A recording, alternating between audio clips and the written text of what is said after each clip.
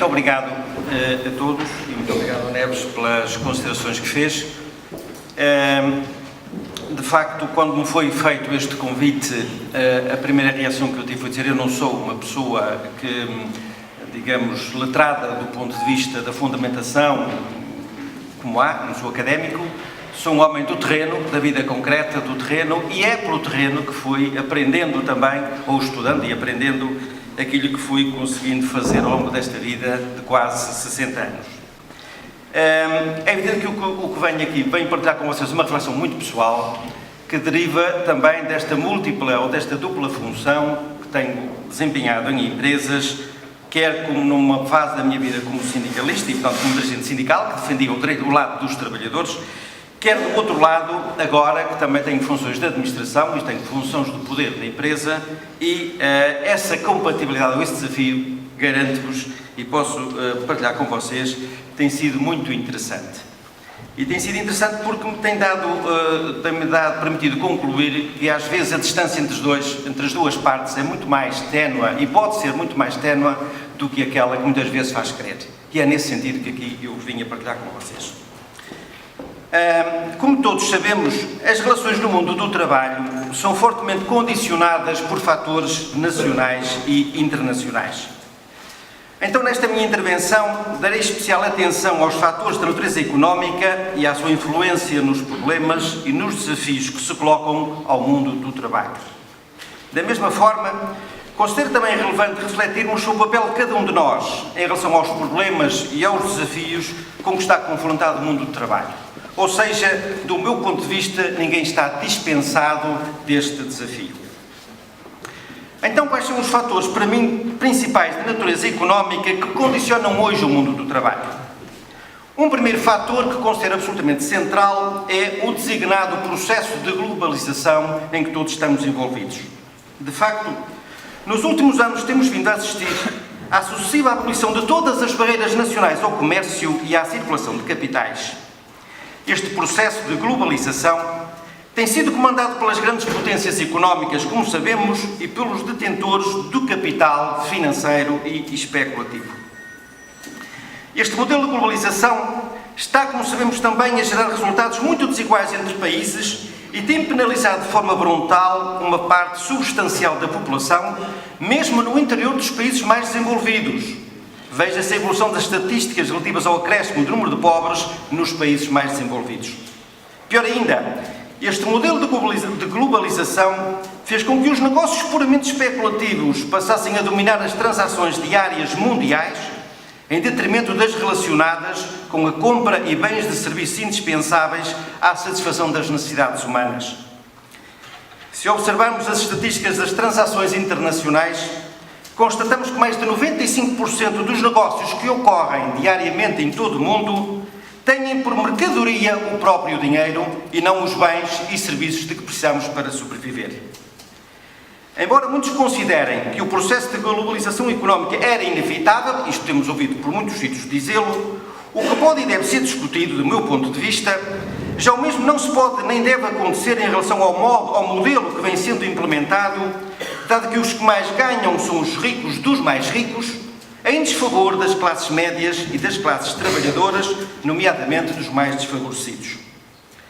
Devemos ter consciência de que o atual modelo de globalização é o principal responsável pela descida dos salários, pela desagregação das condições de trabalho, pelo corte nas despesas sociais e pelo enfraquecimento da progressividade dos impostos.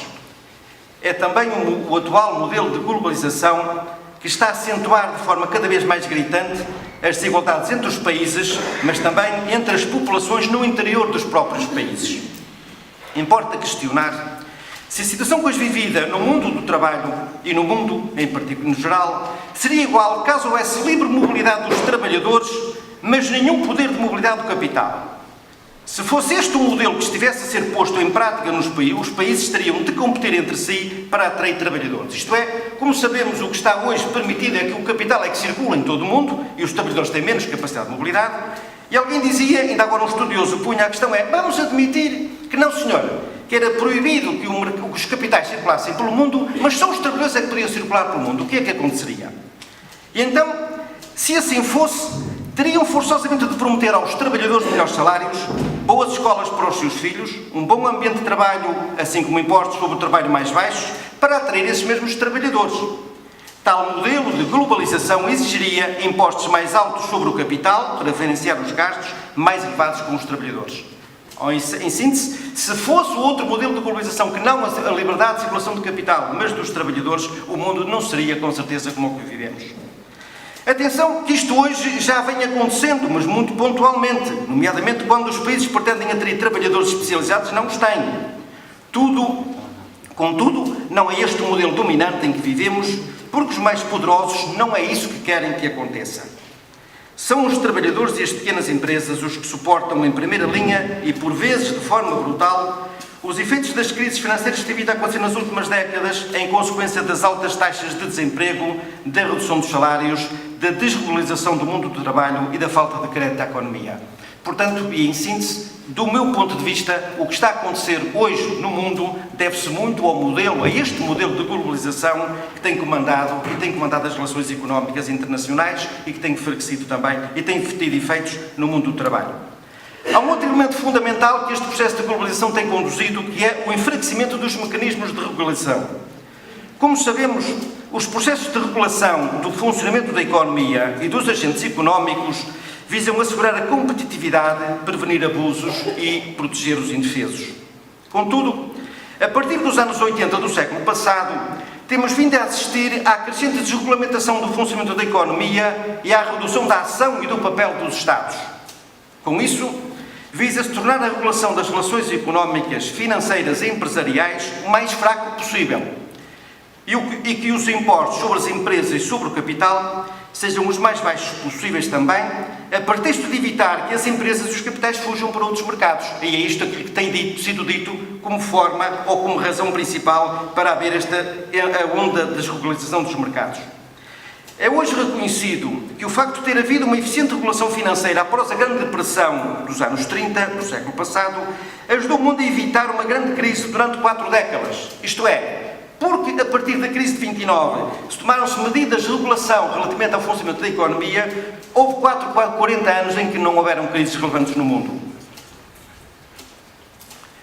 A desregulação que se tem feito sentir a partir dos anos 80 conduziu a mais de 100 crises financeiras nas 3 décadas seguintes, sendo que a pior delas foi a de 2008-2009, cujos efeitos ainda estamos a sentir. Tudo isto tem vindo a acontecer porque o setor financeiro usou toda a sua força política para garantir que as falhas de mercado não eram corrigidas e as suas compensações fossem bem superiores às suas obrigações. Este, de facto, tem sido um segundo fator, do meu ponto de vista, responsável pela situação em que vivemos. Mas há um terceiro também, que é o aparecimento de novas potências económicas e condições de concorrência entre os países e entre as empresas muito desiguais. De facto, nos últimos anos temos vindo também a constatar a ascensão de novas potências económicas com elevado nível de capacidade produtiva, extensiva a todos os setores da atividade económica, a agricultura, a indústria e os serviços, com crescentes padrões de qualidade e de sofisticação e em gamas de produtos cada vez mais sofisticados, mas a preços bastante inferiores aos praticados pelas empresas dos países mais desenvolvidos. Neste modelo de globalização, cujos maiores beneficiários, como dissemos anteriormente, são os detentores do capital, o mundo do trabalho, e em especial os direitos salariais e as condições de trabalho dos trabalhadores, são muito subalternizadas. Tudo isto acontece sob a ameaça de deslocalização das empresas para aqueles países visando enfraquecer a capacidade reivindicativa dos trabalhadores e das suas organizações representativas. De facto, todos sabemos que até há uns anos atrás o mundo desenvolvido tinha formas de se proteger e funcionar a economia. Com o aparecimento de novas potências como a China, como a Índia, como outros países, a situação tornou-se bastante mais complicada num modelo liberalizado como aquele que estamos a viver. Temos um quarto fator, que é o impacto das novas potências no mundo laboral. Como referi anteriormente, o aparecimento destas novas potências económicas que praticam salários mais baixos, os trabalhadores têm menos direitos e onde as regras de funcionamento das empresas são menos rígidas, acentuam-se as desigualdades em resultado da degradação dos salários e da redução dos direitos dos trabalhadores em todos os domínios do mundo do trabalho. Do meu ponto de vista, está de facto em marcha uma tentativa de nivelar por baixo os direitos dos trabalhadores, assim como as garantias que estes já desfrutavam antes do atual processo de globalização, tornando assim ainda mais desigual a repartição do rendimento entre o capital e o trabalho gerado em cada país.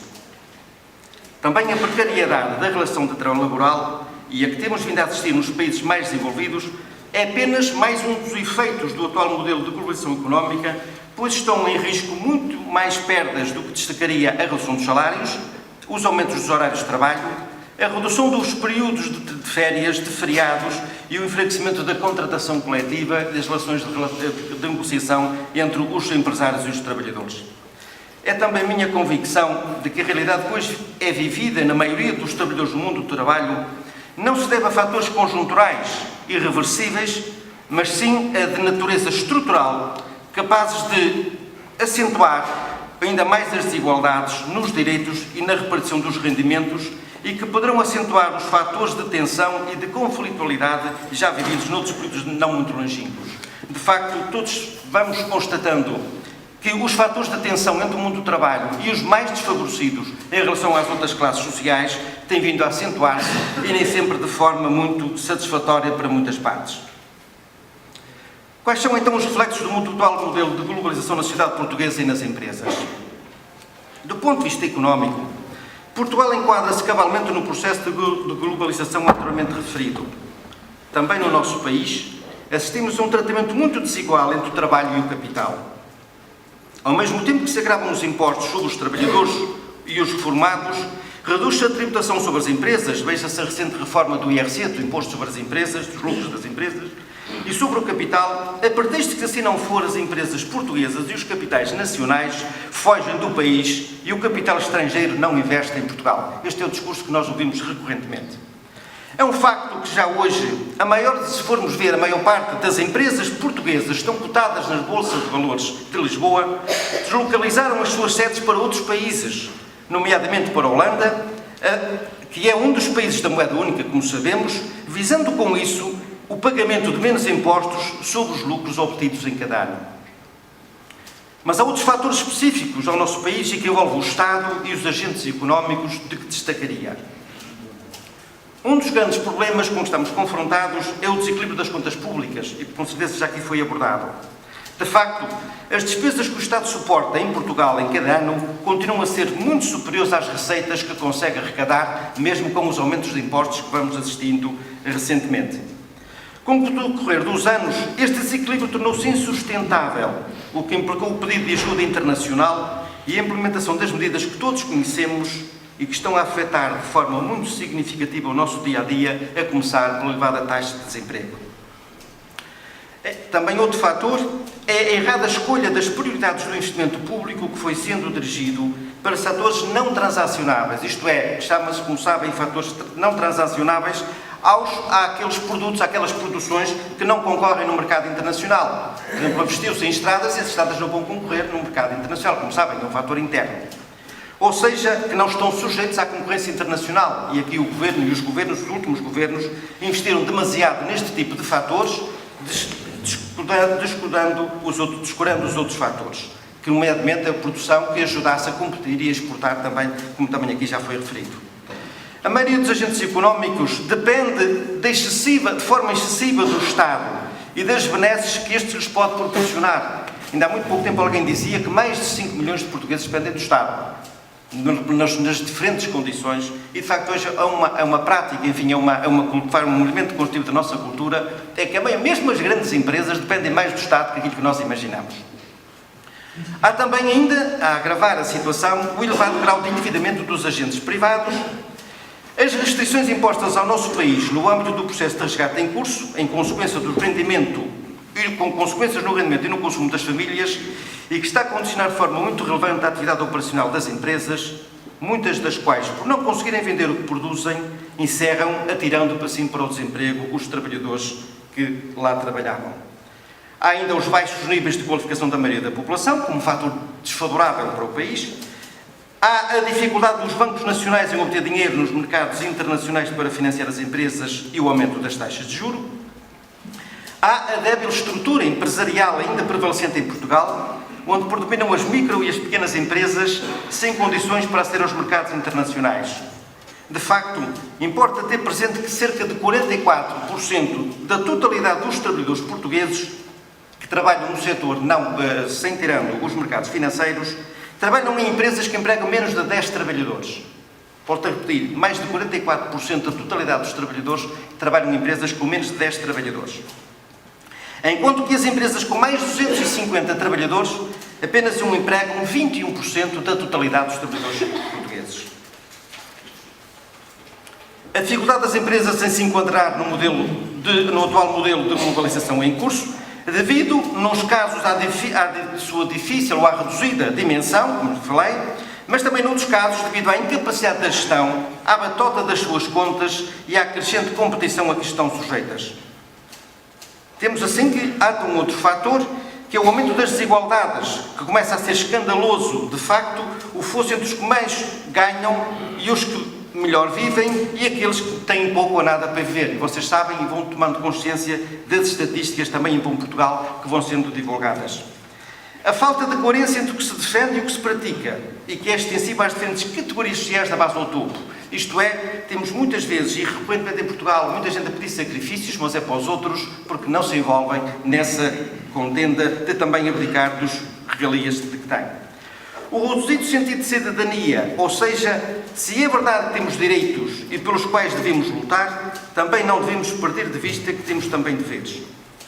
A aposta deliberada que tem vindo a ser feita em Portugal pelo Governo e pelas empresas na redução dos rendimentos e dos direitos dos trabalhadores, quer na função pública, quer mesmo no setor privado, em detrimento dos detentores de capital. Portanto, estas são, do meu ponto de vista, algumas das especificidades que agravam o mundo do trabalho e a vivência no mundo do trabalho e que são específicas também do nosso país. Face a isto, qual é então o futuro, ou como é que nós perspectivamos o futuro para o mundo do trabalho em Portugal? Devido à conjugação dos fatores internos e externos muito desfavoráveis anteriormente referidos e que tenderão a manter-se ou até a acentuar-se, tudo aponta para que a vida da maioria dos trabalhadores, dos portugueses e em particular dos trabalhadores, se mantenha muito difícil nos próximos tempos em resultado da crise interna e do modelo de globalização em curso.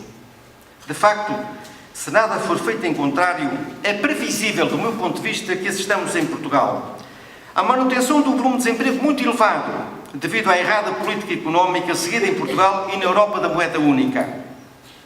E aqui era importante ter consciência de que, enquanto o Banco Central americano tem como prioridades o desemprego, a inflação e o crescimento económico, na Europa o Banco Central Europeu só tem como preocupação central a inflação. Ora, o mundo estaria diferente e a União Europeia estaria diferente se a principal prioridade do Banco Central Europeu não fosse a inflação, fosse, por exemplo, o desemprego. E, com certeza, que não teríamos as taxas de desemprego também em Portugal que temos. A continuação da aposta na redução dos salários e dos rendimentos dos trabalhadores, iremos assistir à aposta na redução dos direitos legais e contratuais, e já vamos vendo isto que vai acontecendo muito recorrentemente e em muitos sítios, a começar pela administração pública. Vamos também assistir, porventura, à imigração de pessoas altamente qualificadas que, sem grande dificuldade, conseguirão encontrar trabalho fora do país e na sua área de formação, que não está a acontecer em Portugal, com muitos profissionais qualificados, como sabemos, o que não vem acontecendo já hoje em muitas situações em Portugal, como estava a referir. Vamos assistir também à manutenção de um ambiente de trabalho desfavorável no seio das maioria das empresas, em resultado da crescente perda de direitos que os trabalhadores vão sendo sujeitos e que se tem vindo a fazer sentir nos últimos tempos e da desigual repartição do rendimento das empresas. Como sabem, também em Portugal, o rendimento distribuído nas empresas é muito desigual, com alto benefício para os quadros do topo e as regalias mínimas, ou os rendimentos mínimos, para quem está na base.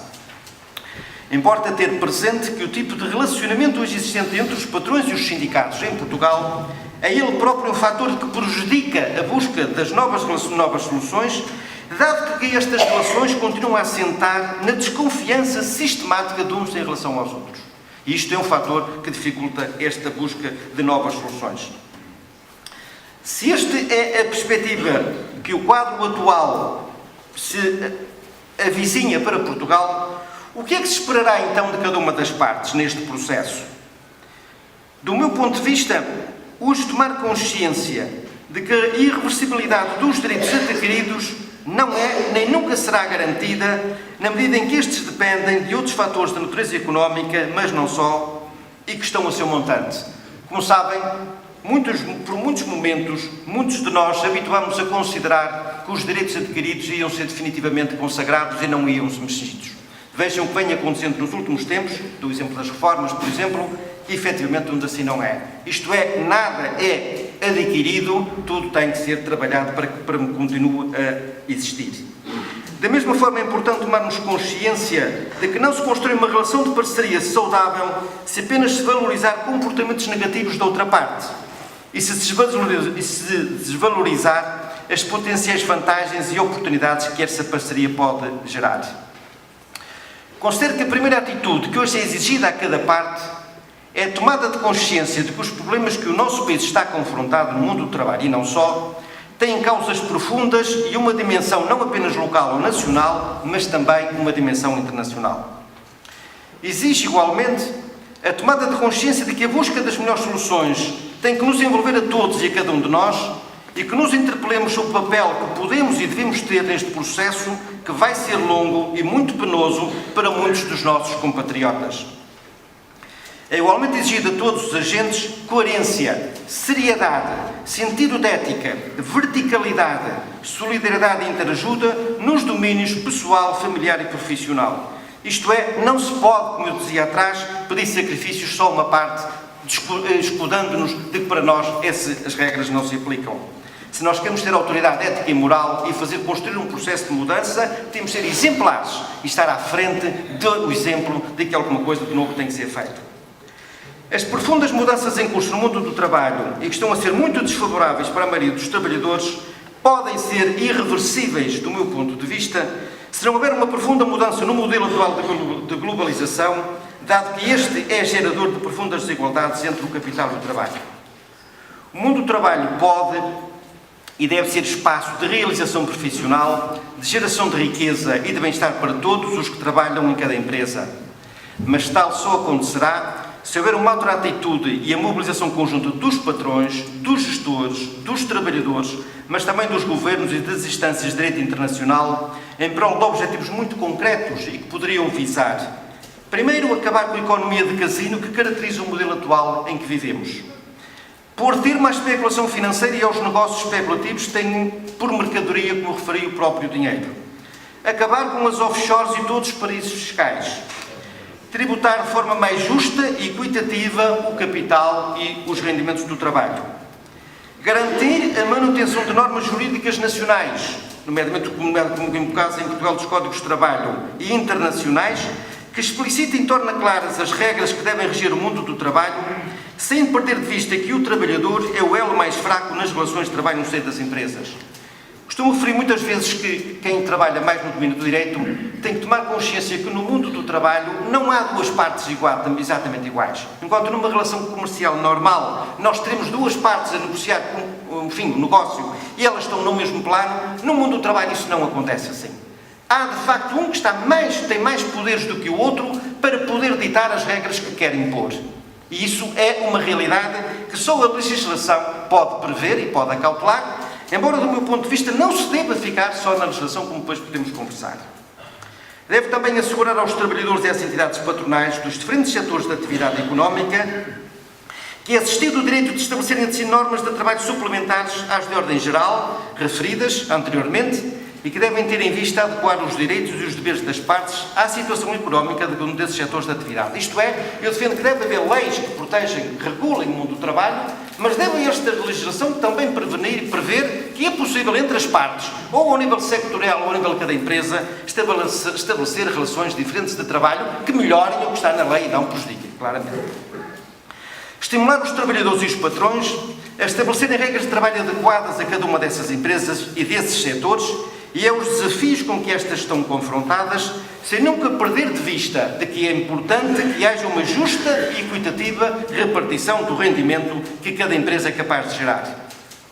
Da mesma forma, deve estimular todos os que trabalham nas empresas a fazer tudo o que está ao seu alcance, visão de tornar estas melhor organizadas, mais competitivas e capazes de produzir produtos que sejam vendidos em qualquer parte do mundo e a preços justos e equitativos. Isto é, também deve haver um envolvimento, não é só na negociação do que se ganha ou não ganha, ou dos direitos que se tem, mas também em prol de que a empresa possa ser capaz de fazer face a um mercado competitivo onde está envolvida.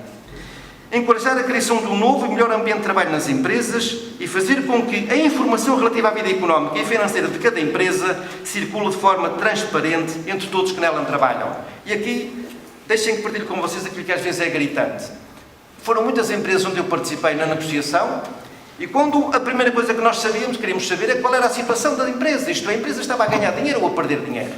O ano passado, quando fechou as contas do ano anterior, como sabem, cada ano fecham-se as contas das empresas, era pedido, então, mas quais foram as contas do ano passado? E as empresas não davam essa informação, por diziam que isso era reservado. A muitos empresários tive de alertar, meu caro amigo, você, como sabe, gastaremos uns meia dúzia de euros, agora custa para aí 4 euros ou nem isso, e vamos comprar a informação relativamente à sua empresa e nós sabemos amanhã qual foi os negócios que o senhor teve o ano passado. Porque não se pretende saber se você negociou com A ou com B. Não, pretende-se saber o volume de negócios e que foram-se ter prejuízo ou ter resultados positivos. Mas mesmo assim é muito difícil que esta informação que é pública, que não é privada, é pública. Como sabem, as contas das empresas têm que ser públicas e são públicas, mas mesmo assim ainda há muita gente que não considera que assim é. Deve também valorizar socialmente as empresas, e acho eu que eu já tenho defendido isto mesmo no Governo, em algumas coisas tipo o Governo, que se valoria, como estava a dizer, devia-se valorizar socialmente as empresas que apostam na salvaguarda e no aumento do emprego, mesmo que isso exija em determinados momentos sacrifícios pecuniários no que respeita aos resultados. De facto, não podemos continuar a assistir de forma tão passiva à valorização social no mercado de capitais das empresas que anunciam despedimentos com o único intuito e o melhor que é o de melhor remunerar os seus gestores e os acionistas dessas mesmas empresas. Como sabem, se uma empresa que está cotada na Bolsa de Valores anunciar que vai despedir trabalhadores, as cotações sobem. Estejam atentos a isso e vão observar. Ora, e neste aspecto seria engraçado constatar um exemplo, por exemplo, paradigmático, está com exemplo no BCP, no vosso banco. Como sabem, ele tem sofrido por muitas vicissitudes e quando foi obrigado pela Comissão Europeia a reduzir os seus custos com o pessoal, a administração tomou uma atitude que eu acho que é benemérita, é disto que eu digo que deve ser valorizado, que foi chamar os sindicatos e os trabalhadores e dizer, meus caros amigos, nós temos que reduzir, porque por exigência da União Europeia temos que reduzir os salários. E portanto, das duas uma, ou despedimos os trabalhadores ou vamos reduzir os nossos salários. E todos, pelos vistos, está em vias de fechar-se agora esse acordo, pelos vistos todos aceitaram reduzir os salários.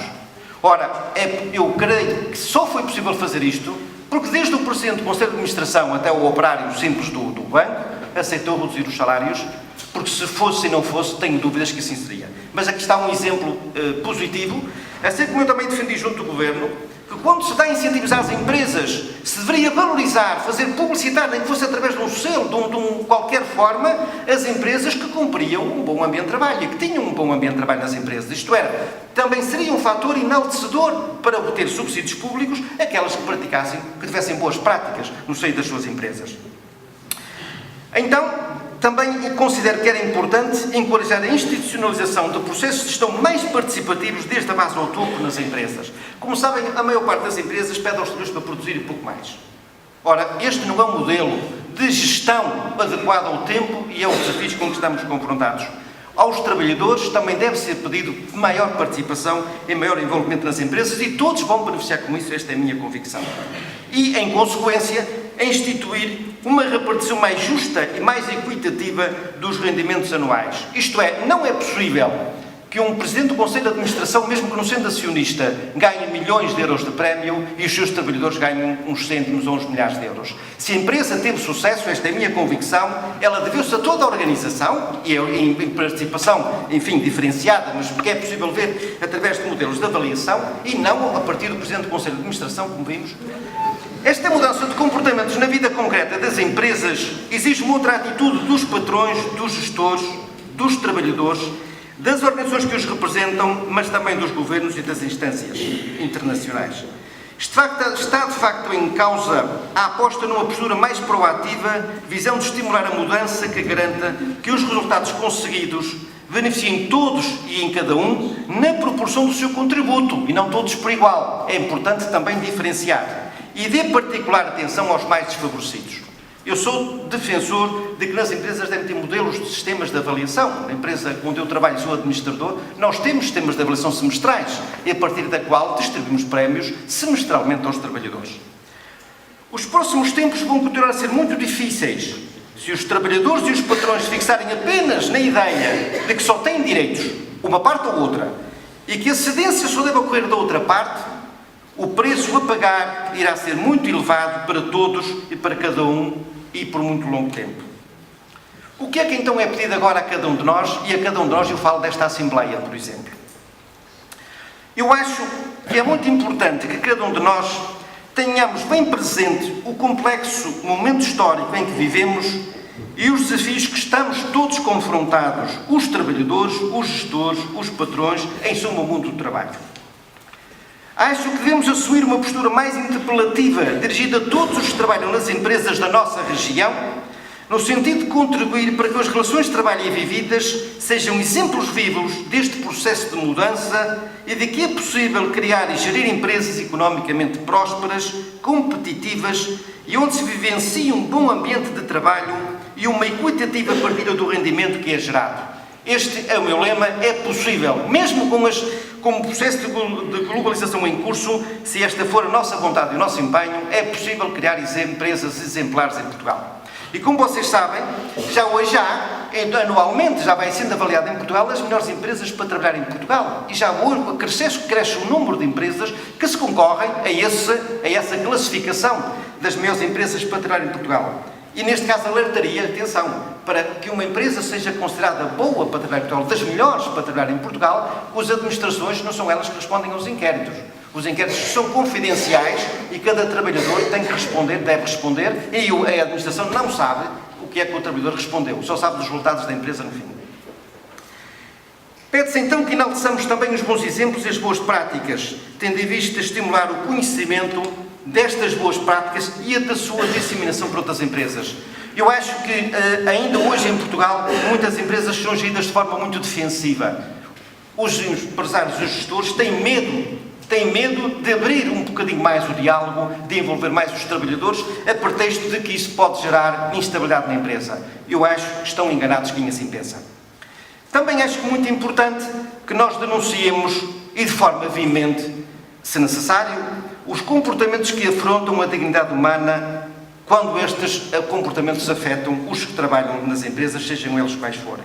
Em suma, eu acredito que é possível criar um mundo do trabalho em Portugal muito mais digno, mais justo, mais equitativo para todos os que trabalham nas empresas. Isso é possível e tem exemplos que demonstram isso mesmo. Porque quero continuar a estar do lado da solução, estou também convicto que todos e cada um de nós pode e deve desempenhar um papel insubstituível neste processo de mudança. E eu acho que impõe-se que cada um de nós veja, relativamente às organizações que estão à nossa volta, que práticas, que vivências se vivenciam no interior daquelas empresas e se aquilo está em conformidade com aquilo que nós defendemos e com aquilo que as pessoas também dizem, porque se falarmos que as pessoas, às vezes, elas defendem uma coisa e depois, infelizmente, pratica-se outra. Considero igualmente de que ninguém está dispensado de contribuir para este processo de mudança, independente da posição em que nos encontremos e da região onde vivamos. Acho que, a começar, era muito importante, e tenho feito isso em alguns lados, que era que nas nossas comunidades víssemos como é que se vivencia o mundo do trabalho nas empresas que estão nas nossas comunidades. Quais são as relações, como é que elas evoluem, como é que elas estão a acontecer e como é que elas se repartem por todos os que nela lá trabalham. Era isto, professor.